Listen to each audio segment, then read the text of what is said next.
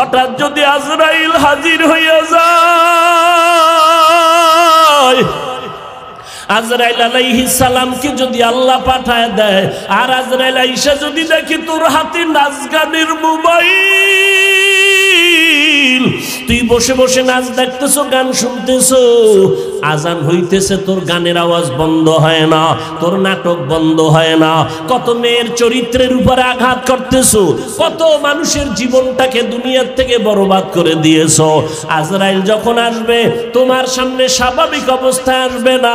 আল্লাহর নবী বলেন এই গুনাহগার নাফরমানের সামনে আজরাইল এমন বিকট আকৃতি ধারণ করবে, মাথা আসমানে, পা জমিনে, এক হাত মাশরিক আর এক হাত মাগরিবে, চোখগুলো নীল নদের মতো বড় বড়, দেখিয়া ওর কলিজা উল্টায় যাবে, পাগলের মতো হয়ে যাবে।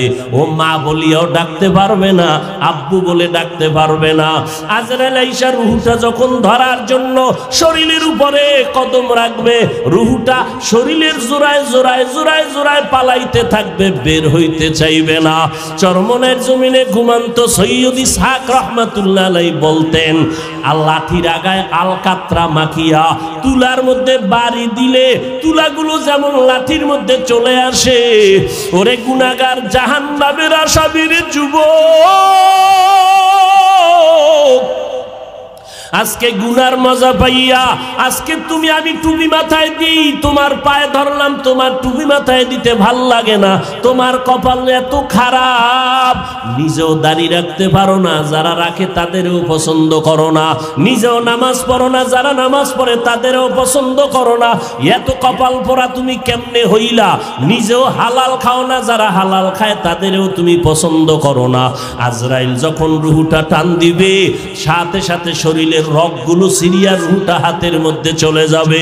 আল্লাহর নবী বলেন জ্যান্ত বকরির চামড়া খুললে যেমন কষ্ট, এর থেকে শতগুণ কষ্ট বেশি হবে বেনামাজির জান কবজের সময়।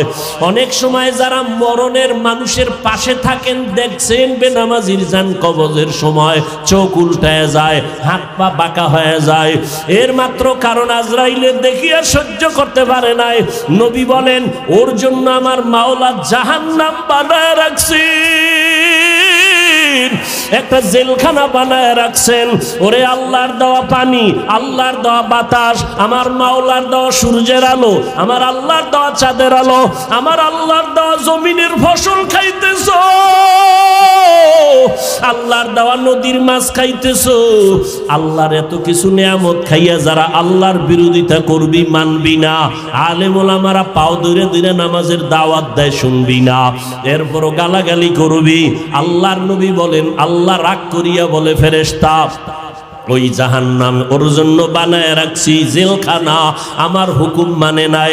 সরকারের নজরে আমরা জনগণ সব সমান, কিন্তু এরপরও সরকার জেলখানা বানায় রাখছে, রাষ্ট্রের মধ্যে বালাখানাও বানায় রাখছে। জেলখানা কাদের জন্য? যারা সরকারের আইন অমান্য করবে তাদের জন্য জেলখানা, ওখানে রিমান্ডের মার দেওয়া হয়। আল্লাহ বলেন আমার কাছে সব বান্দা মোহব্বতের, আমি আল্লাহ চাই না কেউ জাহান্নামে যাক। এই জন্য আমি আল্লাহ প্রত্যেকটা রাতের গভীর তৃতীয় ভাগে আমি প্রথম আসমানে আসি, আমি আমার বান্দার গুনাহ মাফ করার জন্য ডাকতে থাকি। আলা মিন মুস্তাগফিরিন ফাগফির আলা, আলা মিন মুস্তারজিকিন ফারজুকা। আমি আল্লাহ পাক ভোর রাত্রে আসি, প্রতিদিন প্রথম আসমানে আমি হাজির হয়ে যাই, আর আমি ডাকতে থাকি রে গুনাহগারেরা তোরা কই? ওরে শয়তানের ধোকায় পড়িয়া যারা গুনাহ করেছো, ওরে তোর 30, 40, 50, 70 বছর হায়াতটারে গুনাহে যারা কাটাইছো, শয়তানের ধোকায় নামাজ পড়তে পারো নাই, শয়তানের ওয়াসওয়াসায় গুনাহ করেছো, আমি আল্লাহ হাজির, আমার কাছে উঠি একবার আল্লাহ বলিয়া ডাক দাও। আমি আল্লাহ তোমার গুনাহ মাফ করার জন্য হাজির হয়ে গেলাম।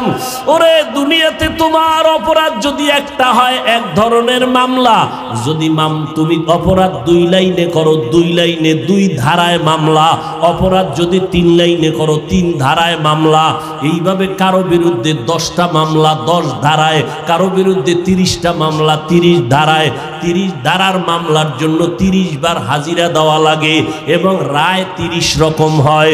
কিন্তু আমার আল্লাহ বলেন, বান্দা তুই জিনার গুনাহ করছো, ধারা একটা, তুই মা বাবার সাথে বেয়াদবি করছো, ধারা আলাদা। কিন্তু আমার মাওলার কাছে এই ধারা কিন্তু গণনা নাই। তুই 30 বছর, 50 বছর, 70 বছর গুনাহ করিয়া পাহাড় বানাইছো। আরে বান্দা, তুই যদি মাথা নত করিয়া একবার আমি আল্লাহকে আল্লাহ বলে ডাক দিয়া বলো, হে মালিক, আমার আমল নামায় গুনার গুনাহ, আমার গুনার কারণে হাত না পাক, আমার চোখ না পাক, আমার জিহ্বা না পাক, আমার অন্তর না পাক। আমার গুনার খবর আমার মা জানে না, আমার ভাই জানে না, আমার অপরাধের খবর আমার ঘরের কেউ জানে না। যদি আমার মা বাবায় জানতো আমি জিনা করি, আমার মা বাবায় লাথি মেরে তাড়ায় দিত। মা বাবা ভাই বোনেরা যদি জানতো আমি চুরি করি, আমার কেউ ভালো জানতো না। ও আল্লাহ, তুমি জানো, তুমি দেখছো, এরপরেও রাগ করিয়া পানি বন্ধ করো নাই, খানা বন্ধ করো নাই। গুনার কারণে রাগ করিয়া আমার সম্মানের চেয়ার থেকে তুমি ফালাইয়া দাও নাই। গুনার কারণে তুমি রাগ করিয়া বাতাস বন্ধ করো নাই। গুনার কারণে বেজার হইয়া তুমি সূর্যের আলো, চাঁদের আলো বন্ধ করো নাই। ও আল্লাহ, আজকে আমি তোমার কাছে আসছি ক্ষমার জন্য।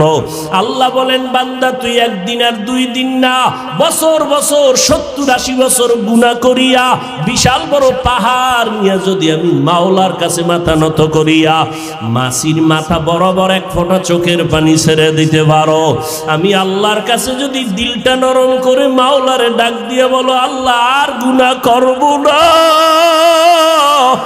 ওই জাহান্নামের আগুন সইতে পারবো না রে মালিক। ওরে ঘরের মধ্যে ঘুমাইতে গেলে মশারি টানায় ঘুমাই, মশার কামড়ে ঘুমানো যায় না। ও আল্লাহ, গুনাহ নিয়ে কবরে গেলে যে আযাব হবে সহ্য করতে পারবো না, কই পাবো মশারি? দুনিয়াতে সূর্যের গরম সইতে পারি না, রাতের বেলা সূর্য নাই তারপরও ঘাম আর গরম, ফ্যানের বাতাস দিয়াও আমার ঘাম কমে না, গরম কমে না। আর গুনাহগার হইয়া কবরে গেলে জাহান্নামের আগুন, ওই জাহান্নামের আগুনের গরম কেমনে সহ্য করব আল্লাহ? আমি সইতে পারবো না। ও আল্লাহ, জাহান্নামের আযাব সহ্য করতে পারবো না। একটা বেতের বাড়ি কেউ দিলে আমি বরদাস্ত করতে পারি না। আল্লাহর নবী বলেন, গুনাহ নিয়ে যারা কবরে যাওয়া, ওই 2 পার্শ্বের মাটিকে আমার আল্লাহ ডাক দিয়ে বলবে, রে কবরের মাটি, ওই নাফরমান বেনামাজিরে 2 পার্শ্ব থেকে জোরে জোরে চাপ দাও। এত জোরে 2 পার্শ্বের মাটি চাপ দিবে, পাজরের হাড়গুলো চুরমার হয়ে যাবে। একটা না, 2টা না, 70 থেকে 99টা সাপের কামড়। ও যুবকেরা, ও বৃদ্ধ বাবাজিরা, ও পর্দার আড়ালের মারা, ও বোনেরা, ভালো করিয়া বুঝো, 15,000 বছর হয়ে গেল আমার আল্লাহর কোরআনের ভুল কেউ প্রমাণ করতে পারে নাই। মকুন সুসতি নামাজে পাঞ্জগানা, ফাওয়াইলুল লিল মুসাল্লিনাল্লাযীনা মুমিনারা ইনামাজ ইমদাদে দা ইস্তাইনু আয়াতে কুরআওয়াখা। মকুন সুসতি নামাজে পাঞ্জগানা, ফাওয়াইলুল লিল মুসাল্লিনাল্লাযীনা মুমিনারা ইনামাজ ইমদাদে দা ইস্তাইনু আয়াতে কুরআওয়াখা। একটুখানি নেকের তরে রোজা হাসরের মাঠেতে বাবা ঘুরবে ছেলের পিছে, ছেলে বাবার আগেতে। আহাতে মন কঠিন দিনেতে নামাজ তোমায় ভুলবে না, ঠিক মতো পড়িলে নামাজ জান্নাত তোমার ঠিকানা।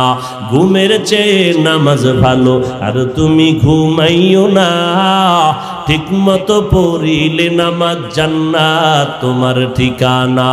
আমার প্রাণের ভাই বোনেরা জলদি করে উঠে যাও, ওযু করে তাড়াতাড়ি নামাজ পড়তে লেগে যাও। নবী বেনামাজির শাফাআত করিবেন না, ঠিকমতো পড়িলে নামাজ জান্নাত তোমার ঠিকানা। এরে যুবক আল্লাহর গোলাম, আমিও মুসলমান, তুমিও মুসলমান।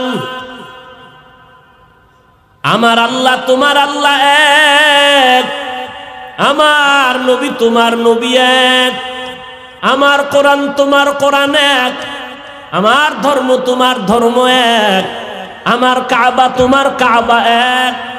জমিনের মধ্যে মায়ের গর্ভ থেকে যেদিন আসছি ওই হালাতও তোমার আমার সবই এক। যেদিন বিদায়ের আওয়াজ হবে, তিনটা সাদা কাফনের প্যাকেট হব, তাও এক, কালারও এক। কাফনে লেখা থাকবে না বক্তা সাহেবের লাশ, কাফনের উপরে লেখা থাকবে না এমপি সাহেবের লাশ। ওই কাফনে ঢুকার পর সব সমান হয়ে যাবে। হিন্দুদের ধর্ম আলাদা, আদর্শ আলাদা, ইহুদির ধর্ম আলাদা, আদর্শ আলাদা, খ্রিস্টানের ধর্ম আলাদা, আদর্শ আলাদা, মুসলমানের ধর্ম এক, আল্লাহ এক, নবী এক, কোরআন এক, কাবা এক। দুনিয়ার থেকে বিদায় বেলা কাফন হবে তিনটা, সংখ্যা এক, কালার হবে আলাদা না এক, কবরের সাইজ হবে এক, কবরের ভেতরে প্রশ্ন হবে তিনটা, তাও সবার বেলায় এক। আমাকে আলাদা প্রশ্ন, তোমাকে আলাদা না, না আমাকে যেই প্রশ্ন তোমাকেও সেই প্রশ্ন, হুজুরের যেই প্রশ্ন ছাত্রকেও সেই প্রশ্ন।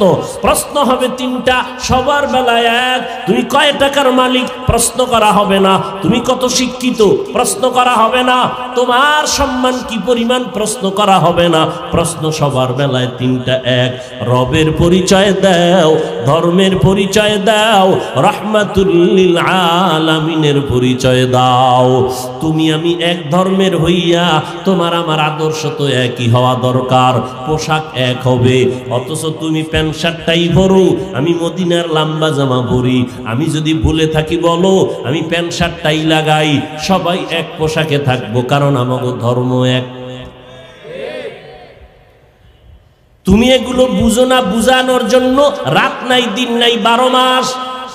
আগে শীতের দিন ছাড়া ওয়াজ হইতো না, মসজিদ মাদ্রাসার প্যান্ডেল ছাড়া ওয়াজ হইতো না। এখন সিফা গলির মধ্যে রাস্তায় ওয়াজ, ফজরের পরে বয়ান, সারা রাত বয়ান, আসরের পরে বয়ান, মাগরিবের পরে বয়ান, জোহরের পরে বয়ান। কয় হুজুর আপনি যাইয়া 10 মিনিট একটু দোয়া করে আসবেন, আর কিছু দরকার নাই। 12টা মাস কোন সময় খানা নাই, ঘুম নাই, সব। আজকে সারা দিন মাত্র মাগরিবের সময় ইফতারি করলাম, এরপরে আসলাম, আইসেই ডাইরেক্ট স্টেজে উঠলাম। কোথায় খানা, কোথায় ঘুম? আমি রকম প্রতিদিন 12 মাস দৌড়াইতেছি। মুসলমানের বয়ান করি, বয়ান করি, এত এই কথা একবারও বলি নাই যে কষ্ট পাবে। এই কথা বলি নাই বাবা ব্যবসা ছেড়ে দাও, চাকরি ছেড়ে দাও, স্কুল ছেড়ে দাও, কলেজ ছেড়ে দাও, একবারও বলি নাই। পাস করলি তুমি মাথায় না দিলে গুনাহ হবে, একবারও বলি নাই। তাবলীগ না করলে জাহান্নামে যাবেন, একবারও বলি নাই। পীরের কাছে না গেলে জাহান্নামে যাবেন, একবারও বলি নাই। কওমি মাদ্রাসায় না পড়লে আপনি জাহান্নামে যাবেন, একবারও বলি নাই। এরপরও কি বলতে চাই, সব জায়গায় মানুষের বিনয়ের সাথে কথা বলি, পায় হাত রাইখা মাথা নত কইরে কথা বলি, একটা কর্কশ ভাষা ব্যবহার করি না। যদি অজান্তে হইয়াই যায়, হতেই পারে, কারণ 10টা কথা বললে একটা কথা একটু আঁকা বাঁকা হতেই পারে। 1 ঘন্টা 2 ঘন্টা প্রতিদিন চিল্লাইলে 2-1টা কথা একটু অজান্তে উল্টা পাল্টা হতে পারে। এটা আল্লাহর কাছেও ধরা নাই, জমিনের কাছেও ধরা নাই। এরপরও আমরা কতটা ভয় নিয়ে চলি। আপনাদের ফাঁকে ফাঁকে বলি ভাইজান মনে কষ্ট পাইছেন নি, মাফ করে দেন। আবার মোনাজাতে আমার আল্লাহর কাছে আবার বয়ানের শেষে ক্ষমাও চাই। এরপরও বয়ান দিয়ে বুঝাই, কি বুঝাই? একটা একটা কথা, ও দুনিয়ার নবীর আশিক, জমিনে যতদিন বেঁচে থাকবা গোলামি করবা একমাত্র আমার আল্লাহর। দুনিয়াতে যতদিন বেঁচে থাকবা আদর্শ মানবা মদিনাওয়ালা নবীর, আর কারো আদর্শ মানা যাবে না। এই কথা বলতেছি রে বাবা, কিন্তু দুঃখ এত বয়ানের পরেও আমি টুপি মাথায় না দিলে বড় লজ্জা লাগে। আর তুমি মুসলমান, টুপি মাথায় দিতে লজ্জা লাগে, আমি দাড়ি কাটতে লজ্জা পাই, তুমি দাড়ি রাখতে লজ্জা পাও। তুমি কেমন মুসলমান? আমি নামাজ না পড়লে লজ্জায় হুঁশ থাকে না, তোমার নামাজ পড়তে গেলে লজ্জা লাগে, আমি পর্দা না করলে লজ্জা পাই, আর তুমি পর্দা করতে গেলে লজ্জা পাও। আজকে যদি পর্দা থাকতো, জবানকে কন্ট্রোল রাখতা, তাহলে আমার যুবতী বোনেরা যুবকের চরিত্র নষ্ট করতে পারতো না, আমার যুবকেরা যুবতীদের চরিত্র নষ্ট করতে পারতো না। তুমি মুসলমান, আমিও মুসলমান, সব বুঝি, এরপরও পায়ে ধরে বলতেছি টুপি মাথায় দিতে চাই না, বরং উল্টা আঘাত করি টুপিওয়ালাদের উপরে, আক্রমণ করি কথার মাধ্যমে। দাড়ি রাখতে চাই না, পর্দা করতে চাই না, কি চাই? আবার এর মধ্যে একদল ঘি ডালে, ঘি কি এত ইবাদত লাগে না, নফল লাগে না, টুপির মধ্যেই কি ইসলাম, দাড়ির মধ্যেই কি ইসলাম, পর্দার ভিতরেই কি ইসলাম? এভাবে করতে করতে খালি প্রশ্নবোধক চিহ্ন দিয়া এখন সবগুলো না বানায় দিল। তাহলে দাড়ির মধ্যে ইসলাম নাই, টুপির মধ্যে নাই, পোশাকের মধ্যেই কি ইসলাম, পোশাকেও নাই। তো ইসলামটা কোন? চাপাবাজির মধ্যে, চাপাবাজির মধ্যে ইসলাম না। আল্লাহ হেদায়াত দান করুন। জিন্দেগি মে বন্দেগি তু করনা হে, जिंदगी में बंदगी तू करना है,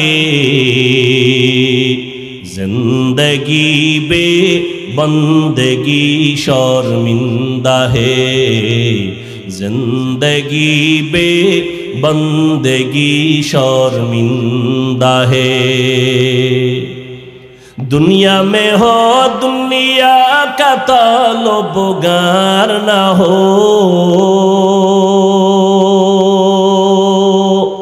बाजार से गुजर हो खरीदार ना हो। दुनिया में हो दुनिया का तलबगार ना हो, बाजार से गुजर हो खरीदार ना हो। ये दुनिया एक मिसले कागज फूल है, ये दुनिया एक मिसले कागज फूल है, जिंदगी में बंदगी तू कौन नहीं, जिंदगी में बंदगी तू कौन नहीं, जिंदगी बे बंदगी शर्मिंदा है, जिंदगी बे बंदगी शर्मिंदा है। जिंदगी में बंदगी कुन बंदगी, जिंदगी शर्मिंदगी। बालिशे माथा लागाइया हिसाब करो, कय हुजूर हिसाबेर दिन शेष। आगे बालिशे माथा लागाइले एकटु चिंता करार समय हाथे छिलो, किन्तु एखन कई चिंता करार समय नाई, गजबेर मोबाइलेर मोराकाबाय। कखन रात्र 3टा बाजलो मोबाइलवालार खबर नाई। এই মোবাইল নিয়া সারা রাত তাকায়া তাকাইয়া কবিরা গুনাহ করে আমার যুবক।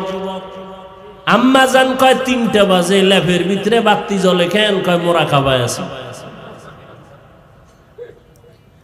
হাসিও না রে যুবক ভাই।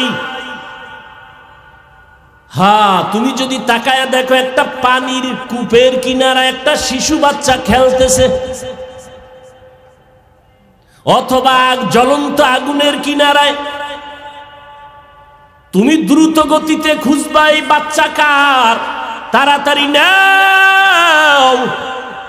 তুমি আগুনের কিনারার থেকে ধইরা কোলে নিবা, অথবা পানির কিনারার থেকে ধইরা কোলে নিবা, নিয়া লোক খুঁজবা গার্ডিয়ানকে। বাচ্চাটা এখানে খেলতেছে, কিন্তু বাচ্চা যে খেলার মজা পাইছে ওই মজা এখন আর তোমারে দেখতে পারে না, কামড় দেয়, চিমটি দেয়, কারণ খেলার মজা। কিন্তু বাবা ওই চিমটি খাইয়াও ও যদি তোমাকে লাথি দেয়, তারপরও তুমি আগুনের কিনারায় রাইখা যাবা না। এটা তোমার বিবেক, এটা তোমার আকল, এটা তোমার আকল। কেউ বলতে হবে না, শিখাইতে হবে না, এটা তোমার আকল অ্যান্সার দিতেছে। তুই আমাকে যত কামড় দেস, চিমটি কাটো, লাথি মারো, তোরে রেখে যাব না, কারণ তুই জানো না, তোর সে আকল কম। আমি জানি এই খেলার মজা পাইয়া যদি আল্লাহ না করুন আগুনে পড়ে যাও, পানিতে পড়ে যাও, তোর জিন্দেগি বরবাদ, তোর মায়ের ঘুম হারাম, বাবার ঘুম হারাম হয়ে যাবে। ঠিক তেমনি ভাবে আল্লাহর কোরআন রসুলের হাদিস দিয়ে সমাজের চক্ষুষ্মান উলামায়ে কেরামরা তাকায়া দেখতেছে, ও উম্মত, তুমি আজকে দাড়ি কেটে বেপরদায় চলে গান বাজনা শুনে জাহান্নামের কিনারায় বসে খেলতেছে। আলেমরা পাও ধরে ধরে ডাকে, ফেরো, পাও ধরে ধরে বলে, আর নামাজটা ছাড়িও না রে বাবা, বেপরদায় চলিও না, মা বাবার সাথে বেয়াদবি করিও না। যদি এখন তুমি ওই মোবাইলে ওই গুনায় মজা পাইয়া, তুমি চ্যাটিং করতে মজা পাইয়া এখন আর হুজুরদের কথা তোমার কাছে ভাল লাগে না, তুমি এখন হুজুরের গালি দাও। হুজুর কয় তুই যত গালি দাও, যত বিরোধিতা করো, এই গালি খাইয়াও তো আমাদের মুরব্বীরা কথা বন্ধ করে নাই, আবু হানিফা কথা বন্ধ করে নাই, ইমাম বুখারী রহমাতুল্লাহ আলাইহি যাকে কাফের বলে ফতোয়া দিত, তারপরও তার দাওয়াত বন্ধ করে নাই। আমার নবীর রাস্তায় কাটা দিত, নবী দাওয়াত বন্ধ করে নাই। গালি দিত, নবী দাওয়াত বন্ধ করে নাই। কারণ আমার আকল, আল্লাহর কোরআন সত্য, রসুলের কথা সত্য।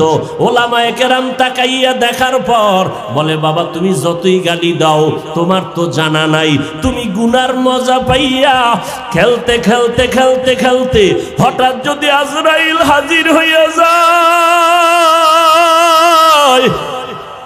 আজরাইল আলাইহিস সালামকে যদি আল্লাহ পাঠায় দেয়, আর আজরাইল আইসা যদি দেখি তোর হাতে নাচ গানের মোবাইল, তুই বসে বসে নাচ দেখতেছো, গান শুনতেছো, আজান হইতেছে, তোর গানের আওয়াজ বন্ধ হয় না, তোর নাটক বন্ধ হয় না, কত মেয়ের চরিত্রের উপরে আঘাত করতেছো, কত মানুষের জীবনটাকে দুনিয়ার থেকে বরবাদ করে দিয়েছো। আজরাইল যখন আসবে তোমার সামনে স্বাভাবিক অবস্থায় আসবে না। আল্লাহর নবী বলেন, এই গুনাহগার নাফরমানের সামনে আজরাইল এমন বিকট আকৃতি ধারণ করবে, মাথা আসমানে, পা জমিনে, এক হাত মাশরিক আর এক হাত মাগরিবে, চোখগুলো নীল নদের মতো বড় বড়, দেখিয়া ওর কলিজা উল্টায় যাবে, পাগলের মতো হয়ে যাবে। ও মা বলিয়াও ডাকতে পারবে না, আব্বু বলে ডাকতে পারবে না। আজরাইল আইসা রুহুটা যখন ধরার জন্য শরীরের উপরে কদম রাখবে, রুহুটা শরীরের জোড়ায় জোড়ায় জোড়ায় জোড়ায় পালাইতে থাকবে, বের হইতে চাইবে না। চরমনের জমিনে ঘুমান্ত সৈয়দ ইসহাক রাহমাতুল্লাহ আলাইহি বলতেন, লাঠির আগায় আলকাতরা মাখিয়া তুলার মধ্যে বাড়ি দিলে তুলাগুলো যেমন লাঠির মধ্যে চলে আসে, ওরে গুনাহগার জাহান্নামের আসামির যুবক, আজকে গুনার মজা পাইয়া, আজকে তুমি আমি টুপি মাথায় দিই, তোমার পায়ে ধরলাম, তোমার টুপি মাথায় দিতে ভাল লাগে না, তোমার কপাল এত খারাপ, নিজেও দাড়ি রাখতে পারো না, যারা রাখে তাদেরও পছন্দ করো না, নিজেও নামাজ পড়ো না, যারা নামাজ পড়ে তাদেরও পছন্দ করো না, এত কপাল পরা তুমি কেমনে হইলা, নিজেও হালাল খাও না, যারা হালাল খায় তাদেরও তুমি পছন্দ করো না। আজরাইল যখন রুহুটা টান দিবে, সাথে সাথে শরীরের রগগুলো সিরিয়া রুহুটা হাতের মধ্যে চলে যাবে। আল্লাহর নবী বলেন, জ্যান্ত বকরির চামড়া খুললে যেমন কষ্ট, এর থেকে শতগুণ কষ্ট বেশি হবে বেনামাজির জান কবজের সময়। অনেক সময় যারা মরণের মানুষের পাশে থাকেন, দেখছেন বেনামাজির জান কবজের সময় চোখ উল্টায় যায়, হাত পা বাঁকা হয়ে যায়, এর মাত্র কারণ আজরাইলের দেখিয়া সহ্য করতে পারে নাই। নবী বলেন, ওর জন্য আমার মাওলা জাহান জাহান্নাম বানায় রাখছেন, একটা জেলখানা বানায় রাখছেন। ওরে আল্লাহর দেওয়া পানি, আল্লাহর দেওয়া বাতাস, আমার মাওলার দেওয়া সূর্যের আলো, আমার আল্লাহর দেওয়া চাঁদের আলো, আমার আল্লাহর দেওয়া জমিনের ফসল খাইতেছো, আল্লাহর দেওয়া নদীর মাছ খাইতেছো। আল্লাহর এত কিছু নিয়ামত খাইয়া যারা আল্লাহর বিরোধিতা করবি, মানবি না, আলেম ওলামারা পাও ধরে ধরে নামাজের দাওয়াত দেয়, শুনবি না, এরপরও গালাগালি করবি। আল্লাহর নবী বলেন, আল্লাহ রাগ করিয়া বলে ফেরেশতা, ওই জাহান্নাম ওর জন্য বানায় রাখছি জেলখানা, আমার হুকুম মানে নাই। সরকারের নজরে আমরা জনগণ সব সমান, কিন্তু এরপরও সরকার জেলখানা বানায় রাখছে, রাষ্ট্রের মধ্যে বালাখানাও বানায় রাখছে। জেলখানা কাদের জন্য?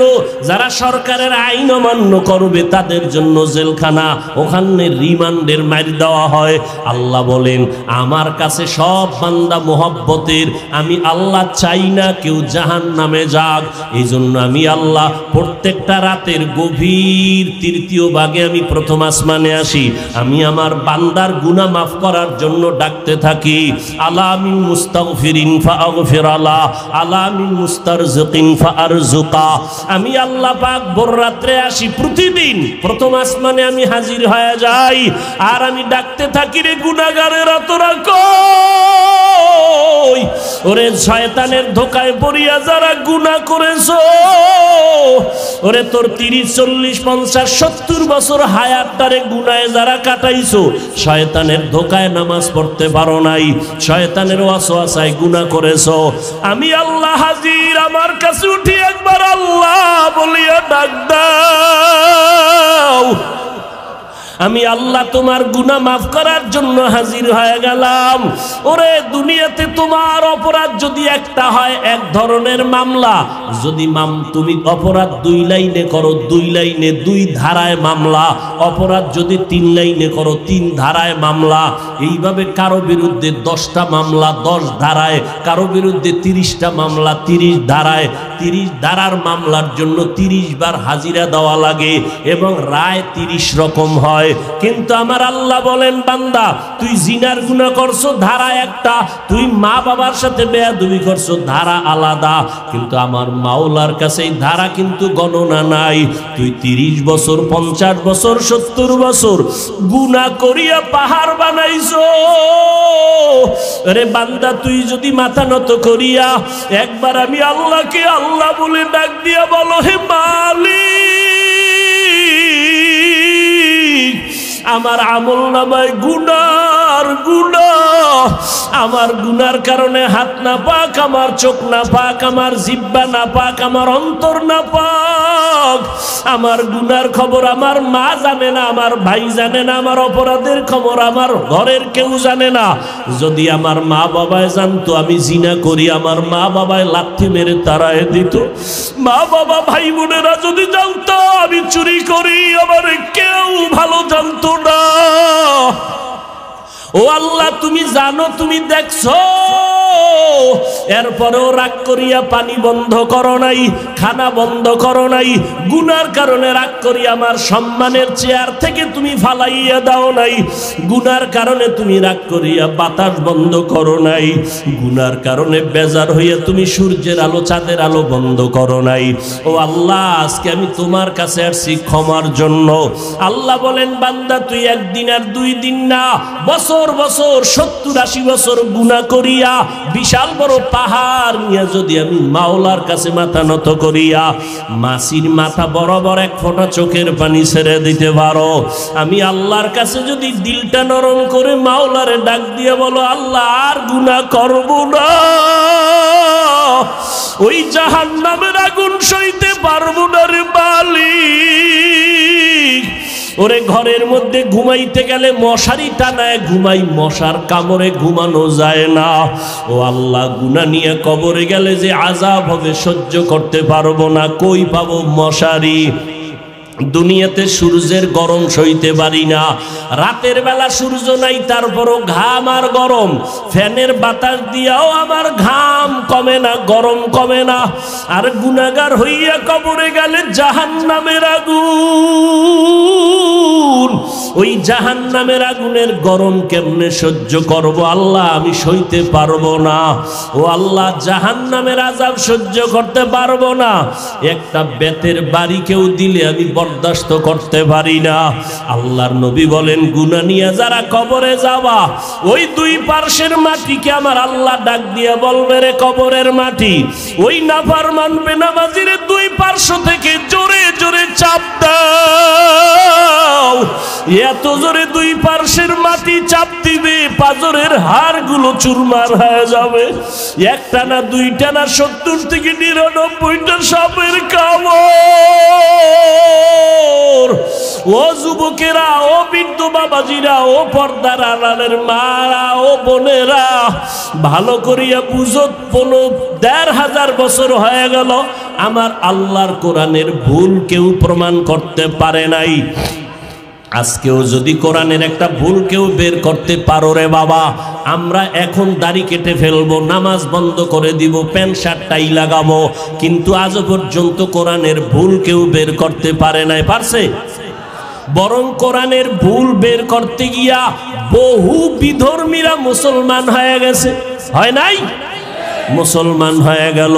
আল্লাহর কোরআন বলো, আল্লাহরে সাক্ষী রেখে, আল্লাহর কোরআন সত্য না মিথ্যা? জবান খুলে বলো, সত্য না মিথ্যা? এ যুবকেরা জবাব দাও, পায়ে হাত রেখে বলছি, আমিও তো একটা যুবক, আমার মনেও তো চায় গান শুনি, কারণ গুনাহের আকর্ষণ আল্লাহ জন্মগতভাবে সবার মধ্যে দিয়ে রাখছেন। গুনাহ করার আকর্ষণ, নারীদের নাচ গান দেখলে আমার অন্তরও চায় আমি দেখি, কিন্তু কন্ট্রোল করি জাহান্নামের ভয়। টুপি মাথায় দিলে মাথা গরম হয়, তোমার থেকে বুদ্ধি মোটেও কমে নাই।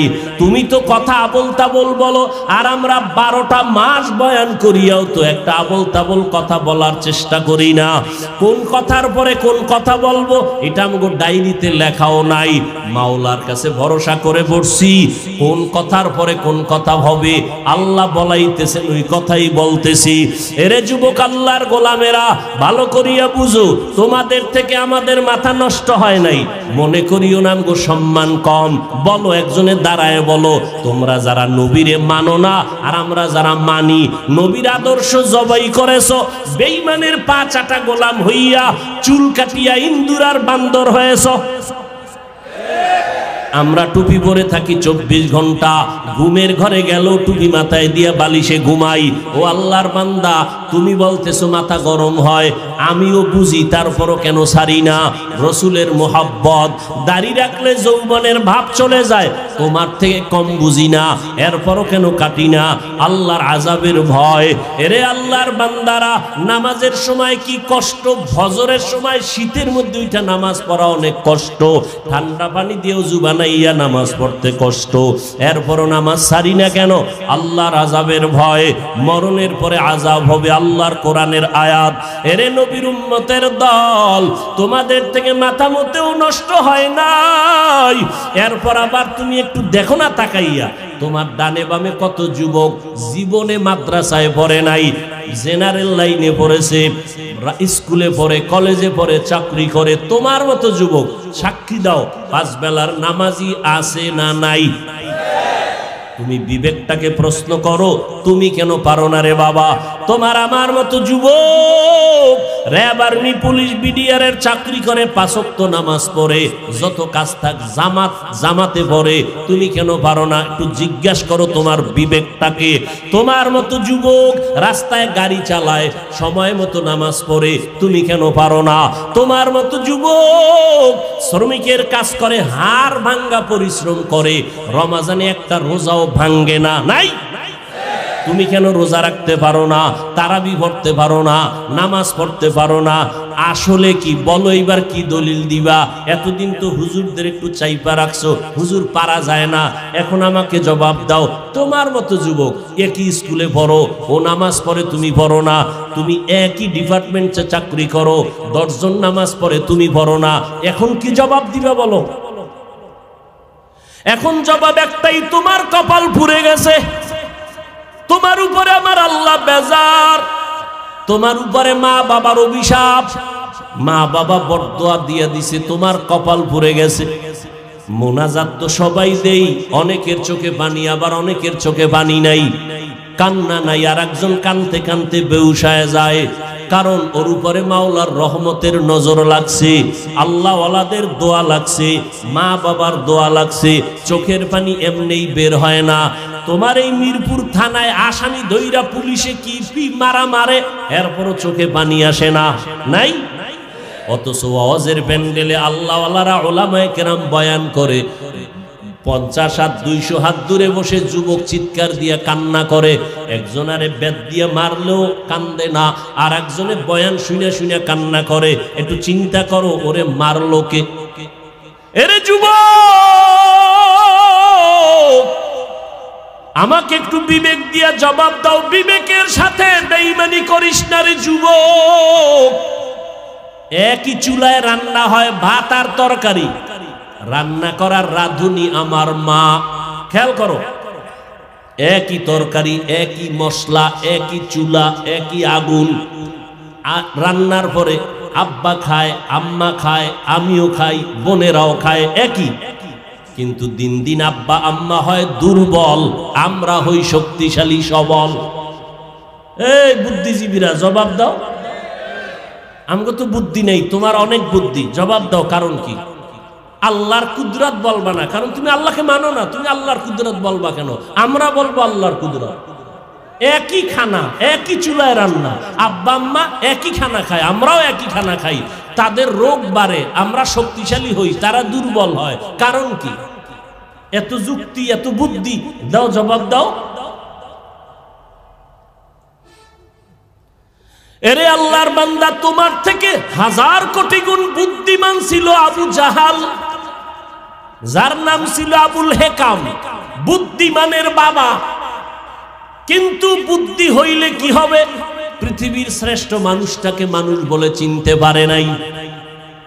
রহমতের নবী এত দাওয়াত দিলেন, কালেমা পড়ে নাই।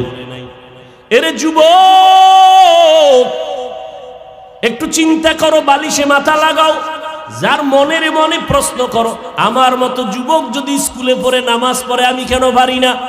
আমার মতো যুবক যদি চাকরি করে নামাজ পড়ে আমি কেন পারি না? আমার কপাল কেন খারাপ?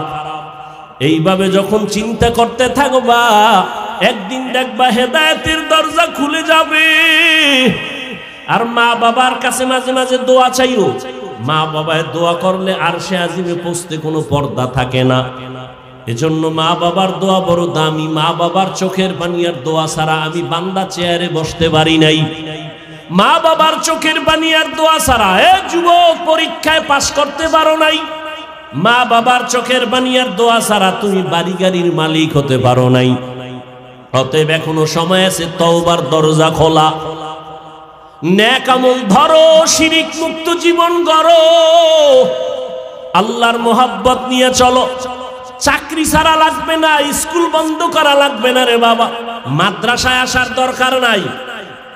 ভালো করে শুনো যুবক, পর্দার আড়ালের আম্মা জান আসেনি? আছে?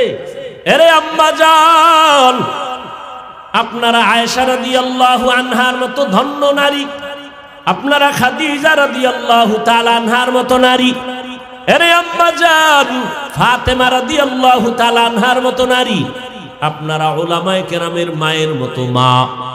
এই জমিনে আপনাদের মতো বহু নারী এই এলাকায় থাকে, 5 ওয়াক্ত নামাজ পড়ে, নাই?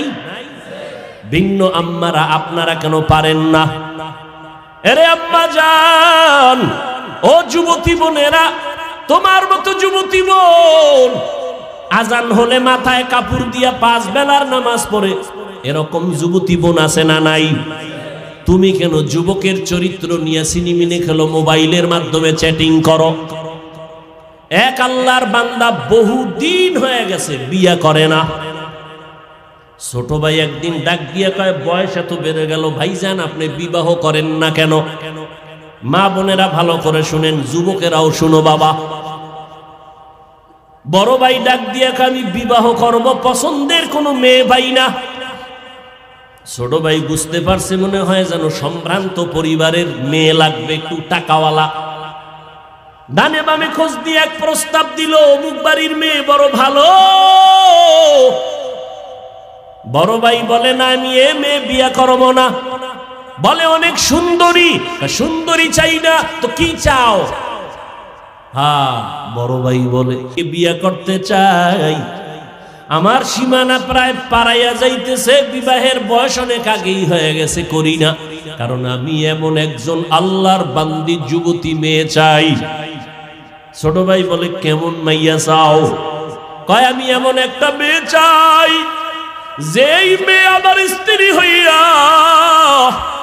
আমার হাতটা ধরে আমাকে জান্নাতের ভিতরে ঢুকায় দিবে, আমাকে জান্নাতের পথে নিবে।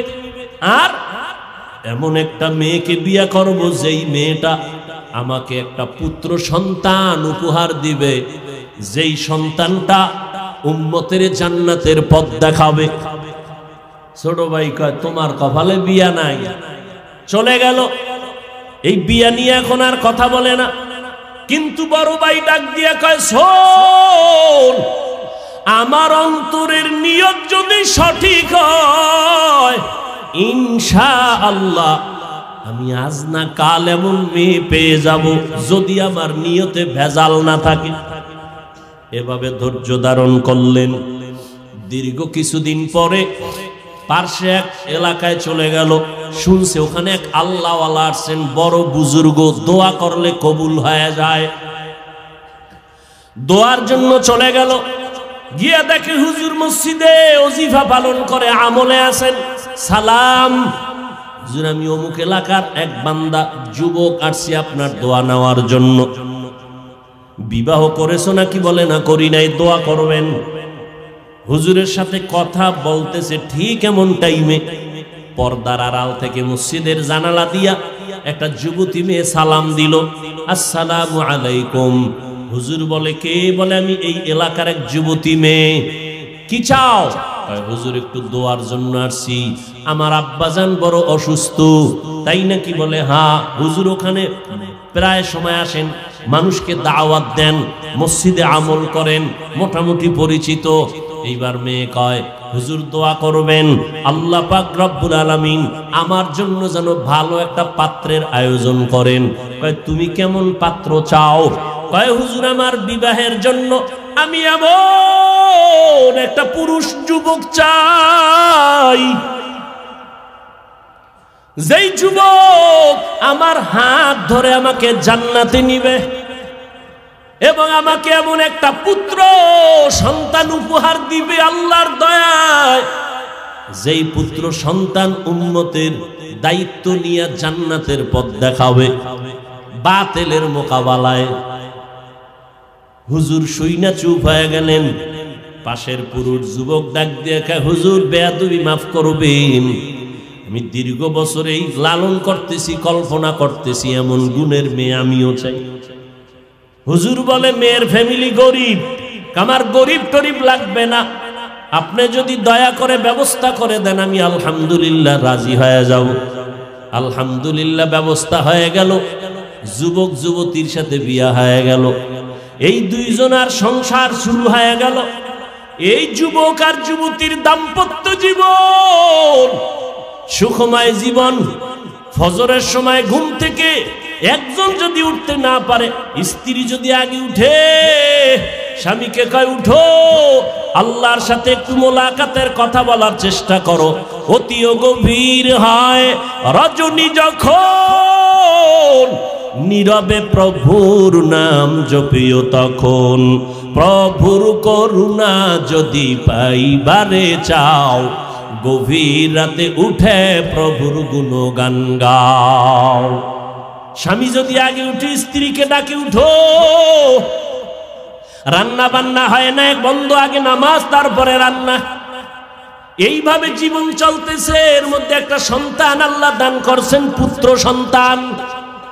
আল্লাহর কাছে দোয়া করতো নামাজ পড়ে, দয়ার মালিক তুমি আমাদের একটা নেককার সন্তান দাও, যেই সন্তানের দ্বারা দুনিয়াতে আমগো সম্মান বাড়বে, আখিরাতেও বাড়বে।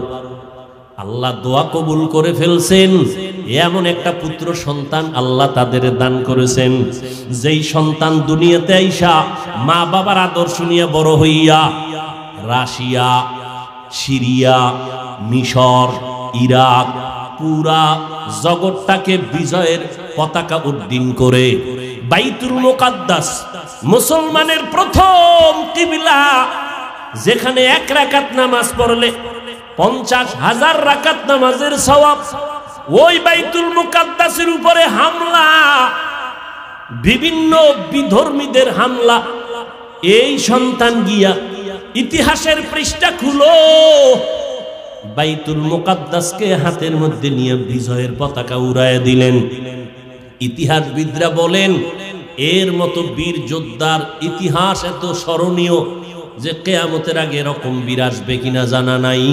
ওই সন্তানের নাম সুলতান সালাউদ্দিন আইয়ুবী। গুগলে সার্চ দাও, সালাউদ্দিন আইয়ুবীর ইতিহাস পড়ো, দেখো কে সে সালাউদ্দিন আইয়ুবী।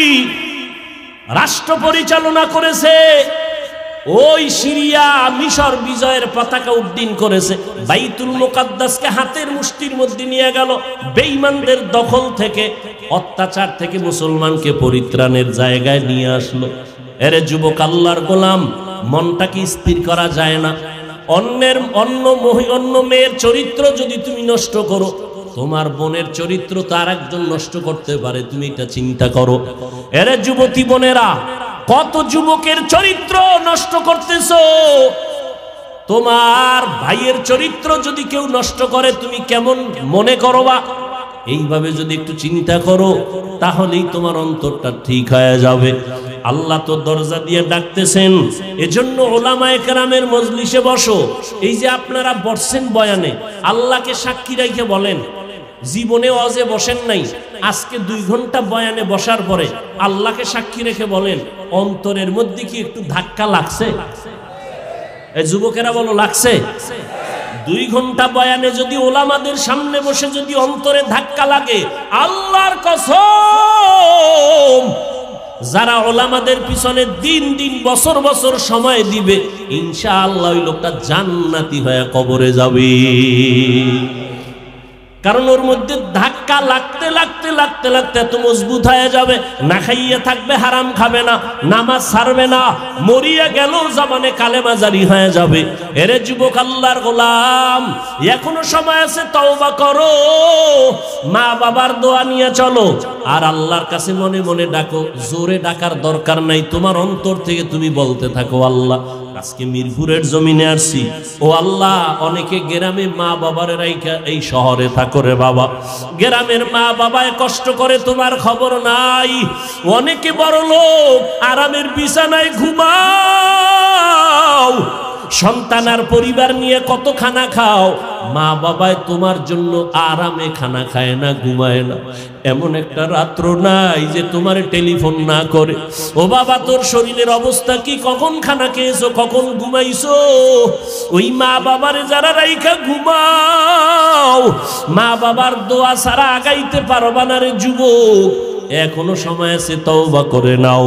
আল্লাহকে বলো, আল্লাহ জীবনে কম অন্যায় করি নাই, শয়তানের ধোকায় পড়ে আজকে থেকে তওবার নিয়ত করলাম, মরিয়া গেলে যাব, নামাজ ছাড়বো না, বেপরদায় চলবো না, মা বাবাকে কষ্ট দিব না, ওলামায়ে কেরামের বিরোধিতা করে গুনাহগার হব না, মোবাইলের মাধ্যমে গুনাহ করব না, লেখনির মাধ্যমে গুনাহ করব না, চোখের চাহনির মাধ্যমে গুনাহ করব না, মা বাবার দোয়া নিয়ে সামনে আগাবো, নবীর তরিকা মতো চলবো। আমার মতো স্কুলে পড়ুয়া যুবক যদি নামাজ পড়ে, আমি কেন পারবো না? ও আল্লাহ, আপনি তৌফিক দান, আজকে থেকে নামাজ ছাড়বো না। বাসায় গেলে মাকে গিয়া বলবা, মা তুমি আমার মাথায় হাত দিয়া দোয়া করে দাও।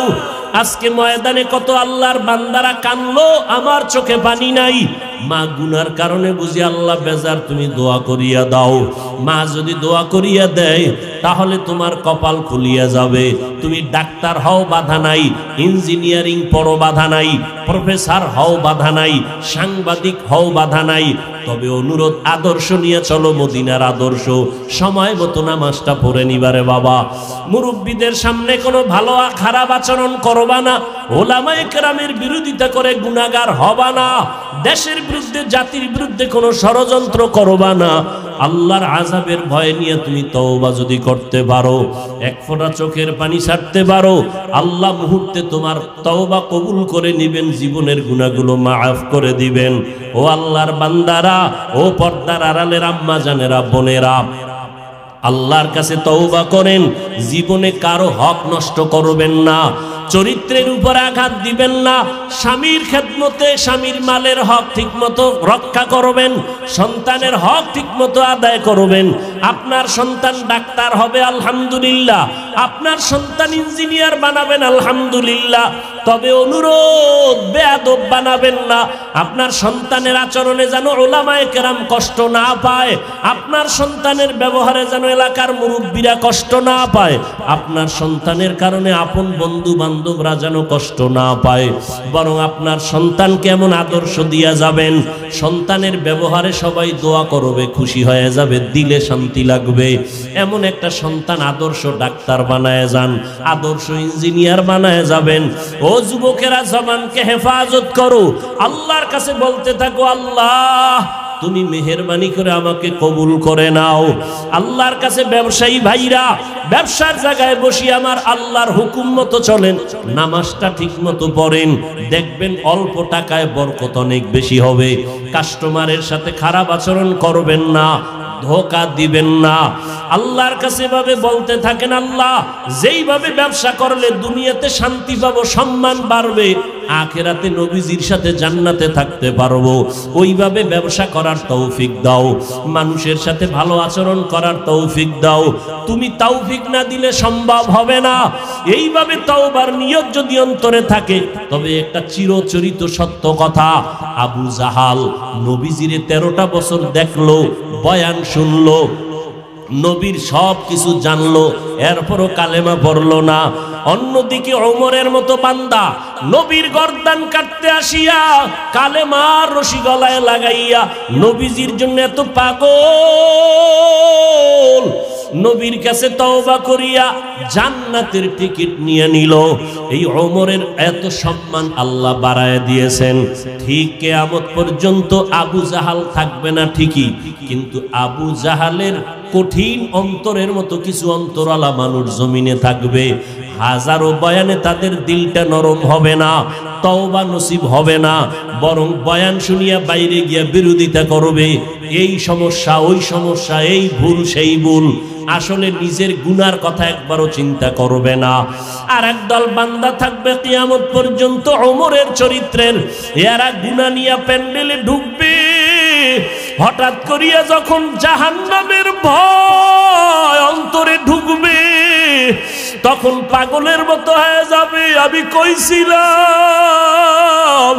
আমার জীবনটাতে এত খারাপ ছিল না, আমি দুনিয়াতে আসছিলাম কত পবিত্র, মা বাবায় কত আদর করেছিল, আমার স্কুলের লেখাপড়ার জীবনটা কত ভালো ছিল, শিক্ষকরা কত আদর করত, আজকে আমি এত খারাপ, আমার মা বাবা আমারে বেশি ভালো জানে না অন্যায় করার কারণে, কারণ আমি মা বাবার সাথে ভালো আচরণ করি না, ভাই বোনের সাথে ভালো আচরণ করি না, আমি এত খারাপ কেন হয়ে গেলাম। ময়দানে আইসা লুটাইয়া কাঁদবে আর বলবে, আল্লাহ আমি আজকে গুনাহ নিয়ে বাসায় যাব না। ও আল্লাহ, মরণের বিছানায় গুনাহগার হইয়া শুইতে চাই না রে মালিক, আজকে আমি একা রুমে থাকতে পারি না, ভয় পাই, আর ওই অন্ধকার কবরে একা কেমনে থাকবো, বালিশ নাই, বিছানা নাই, বাতি নাই, অন্ধকার। দুনিয়াতে আমি অন্ধকারে একা থাকতে পারি না, আমি কেমনে কবরে থাকবো রে আল্লাহ। আমি আর গুনাহ করব না, আর কারো হক নষ্ট করব না। আয় আল্লাহ, হাতের দিয়ে গুনাহ করব না, চোখের গুনাহ করব না, জবানের গুনাহ করব না। ও আল্লাহ, তুমি মাফ করিয়া দাও। এইভাবে ওমরের চরিত্রওয়ালা মানুষগুলো পাগলের মতো কান্না শুরু করবে। নবী বলেন, কান্না যদি না আসে কান্নার বাহানা করো, আর ডানে বামে যদি কান্নাওয়ালা কাউকে পাও হাত বাড়াইয়া দোয়া চাও। ও কান্নাওয়ালা ভাই, আমার জন্য দোয়া করো, আল্লাহ যেন আমাকে মাফ করিয়া দেয়। হেদায়েতের মালিক আমার আল্লাহ। কোনো পীরের হাতে হেদায়েতের চাবি নাই, কোনো বক্তার হাতে হেদায়েতের চাবি নাই। আল্লাহ যার সিনাটা খুলে দিবেন সে হেদায়েত নিয়েই চলবে। মরিয়া গেলে দাড়ি কাটবে না, বেপরদায় চলবে না, মা বাবার সাথে বেয়াদবি করবে না, ওলামাদের সাথে বেয়াদবি করবে না, দেশ ও জাতির বিরুদ্ধে ষড়যন্ত্র করবে না। ও আল্লাহর বান্দারা, মুনাফিকি যদি না থাকে, খাঁটি মনে তওবার নিয়ত যদি থাকে, খাঁটি তওবার নিয়ত যাদের আছে তাদেরকেই বলবে একটু দুটো হাত আমার আল্লাহকে দেখাইয়া দাও। আয় আল্লাহ, আমাদের তওবা কবুল করে নেন, আমাদের হাতগুলো কবুল করে নেন। একটা হাতেরও গুনার কারণে ফিরাইয়া দিয়েন না রে মালিক। আমার কলিজার যুবকগুলোরে কবুল করে নেন, নবীর আদর্শওয়ালা বানাইয়া দেন। আয় আল্লাহ, গুনার কারণে দিলটা পাথর, চোখে পানি নাই, কান্নাওয়ালা চক্ষু দান করেন আল্লাহ। শয়তানের ধোঁকার থেকে বাঁচিয়া থাকার তৌফিক দান করেন। মরণ পর্যন্ত সুন্নতি জিন্দেগির উপরে চলার তৌফিক দান করেন। আমিন। আলহামদুলিল্লাহি রাব্বিল আলামিন। ওয়াসসালাতু ওয়াসসালামু আলা সাইয়্যিদিল আম্বিয়া ওয়াল